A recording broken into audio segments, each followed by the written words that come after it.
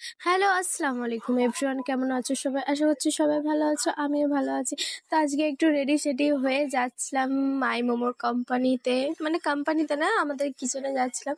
আমরা যে কটা লেডিস কাজ করি সেই সব লেডিসগুলোর আজকে ইনভাইট ছিল আমাদের কিচেনে।